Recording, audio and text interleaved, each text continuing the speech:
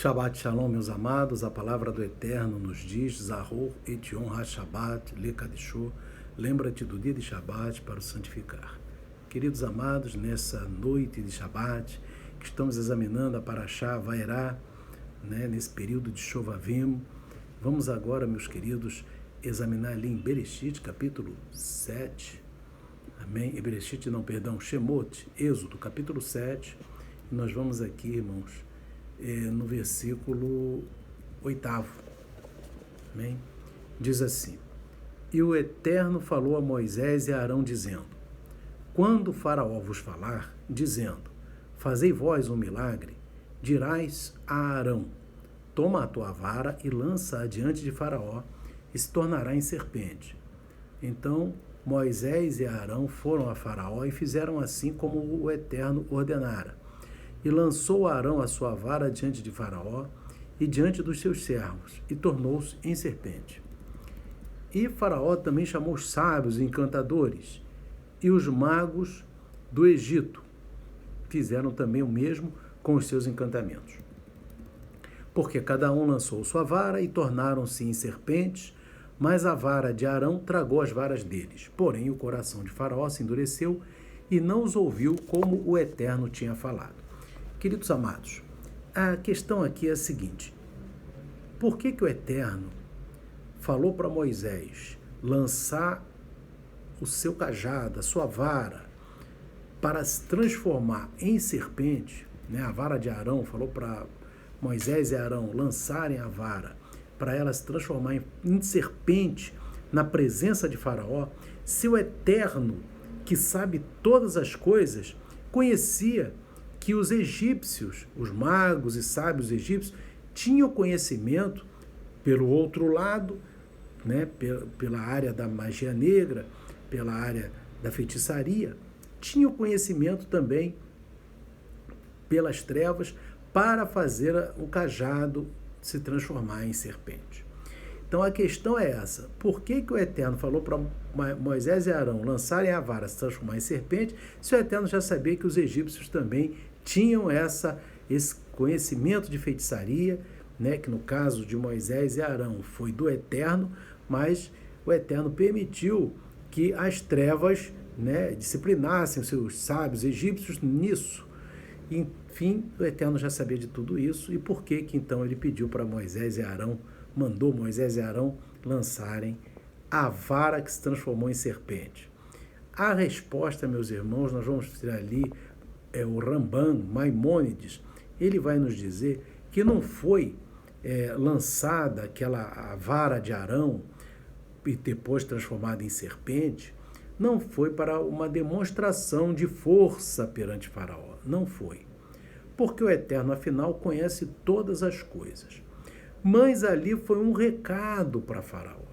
Por quê?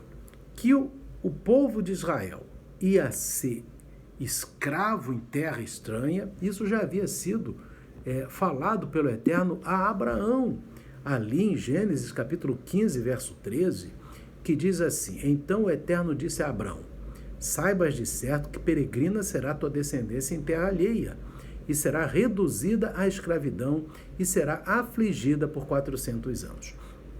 Então, irmãos, veja bem, o Eterno já tinha falado para Abraão que lá na frente, lá a descendência dele lá na frente, muito tempo depois, ia ser escrava em terra estranha, e foi o que aconteceu, depois, inclusive, da morte de Yosef. Amém? Então, nós vamos ver, meus amados, que o Eterno já sabia isso. Mas, então, qual é a questão? A questão da vara ser transformada em serpente foi um aviso para Faraó, porque o Eterno fez do Egito um instrumento, usou o Egito como um cajado, reduziu o seu povo a uma escravidão, amém? Só que o Egito, em vez de ser um cajado na mão do Eterno, estava sendo uma serpente, ou seja, estava afligindo muito mais o povo do que a medida que o Eterno havia proposto para eles. É muito interessante, meus irmãos, que o Eterno ele havia colocado esse cajado na mão do Egito para ser um instrumento para cumprir aquela palavra que ele havia falado com Abraão, mas os egípcios se tornaram excessivamente maus para o povo de Israel. E o Eterno ali está dizendo, vocês eram para ser um cajado na minha mão, mas você, Faraó, está sendo uma serpente. Por quê, meus irmãos? Porque o povo de Israel estava sendo humilhado e sendo oprimido de uma maneira muito ruim, muito terrível. E nós vamos explicar o que estava acontecendo. Nós vimos a paraxá passada, na paraxá Shemot, que ali, meus irmãos, um exemplo, né? Que os egípcios, eles, em Êxodo, né, Shemot, capítulo 1, verso 11, nós vimos na paraxá da semana passada, e puseram sobre eles maiorais de tributos para os afligirem com suas cargas, porque edificaram a Faraó cidades, armazéns, Pitom e Ramsés. Irmãos amados, aqui vem uma questão. O Talmud, né, que é a Torá oral, dentro do Talmud, vai nos dizer que Pitom e Ramsés eram cidades cujos nomes lembram que elas foram edificadas em cima de areia movediça. Então, o que a Torá oral está dizendo aí? Que essas duas cidades, o povo de Israel ia construindo aquelas cidades, mas depois aquelas cidades iam afundar. E depois iam ter que construir de novo e elas iam afundando, ou seja, o seu trabalho não tinha sentido. E isso é o que mais machucava, meus irmãos.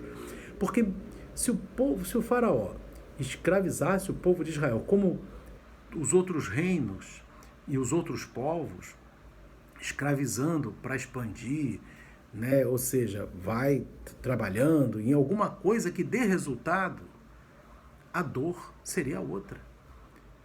Mas ali não, irmãos. Ali ele fazia o povo trabalhar para nada.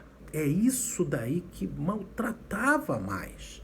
É isso aí que doía mais, é ter uma vida sem sentido. Então é isso que é o ensinamento aqui nesta paraxá, porque o faraó, ele fazia com que o povo, né, construísse aquelas cidades, Pitom e Ramsés, e elas afundavam porque eram construídas sobre areia movediça. E depois tinham que construir de novo.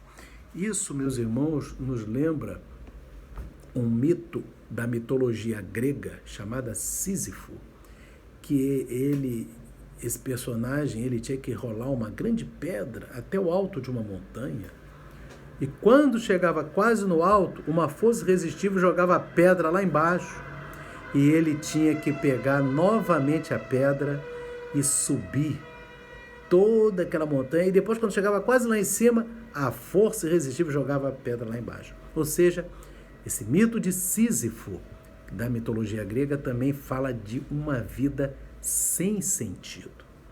Então, queridos, nós vamos ver aqui que o povo de Israel, a maior aflição que aquele povo sofria era ter uma vida sem sentido. E o que nós vamos ver também, queridos, de uma maneira muito, vou dar um exemplo aqui também para os irmãos. Tinha um judeu que ele foi preso, né, décadas passadas, no século passado, na Rússia. Ele foi preso só porque professava a fé ao Eterno. E foi mandado para campos de trabalho forçado lá na Sibéria. E lá chegando, ele foi obrigado a empurrar um moinho de noite, como um escravo. De noite, por 5, 10 anos, foi empurrando aquele moinho e aquela luta, aquele sofrimento. Até que chegou no final desses 5, 10 anos, ele foi libertado. E o dia da libertação desse homem foi o pior dia da sua vida. Foi o pior dia. E vamos explicar por quê. Foi o dia para ele que foi como se fosse o inferno na vida dele. Porque durante todos esses 5, 10 anos, ele estava ali empurrando aquele moinho pensando, olha, esse moinho está conectado a uma moagem de trigo, está produzindo algum cereal, algum grão que está fazendo bem a alguém. Mas, no dia que ele foi solto dessa escravidão, os russos levaram ele para uma sala e ele pôde observar do alto o moinho que ele empurrava. E ali, meus irmãos, aquele moinho não estava conectado a nada. Durante 5, 10 anos, aquele homem não fez nenhuma coisa na sua vida, e isso que deixou ele muito abalado, porque ficou uma vida sem sentido. E exatamente, meus amados, a pior situação, a pior coisa que poderia acontecer com um povo e com um ser humano é ter uma vida sem sentido. Que importante que toda vez que nós acordarmos pela manhã, entregamos nossa vida na mão de Hashem, fazemos nossas orações e aquele dia que o Eterno nos dá, que seja um dia com sentido e que façamos boas obras para o Eterno e para os homens. Então isso é uma recompensa. E a pior tragédia na vida de alguém é ter uma vida sem propósito nenhum. Porque isso é que o Eterno mostrou ali para Faraó que ele estava sendo uma serpente, porque o Eterno colocou ele como um cajado para escravizar Israel.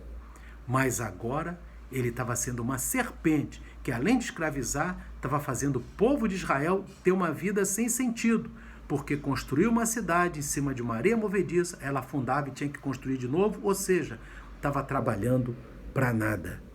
Amém? Então, queridos, que o Espírito do Eterno coloque nas nossas vidas uma vida com sentido, perante Deus e perante os homens, que nós façamos a diferença para a qual o Eterno nos comissionou nessa terra. Amém? Que o Eterno abençoe a cada um dos amados. Shalom, Shabbat Shalom. Amém e amém.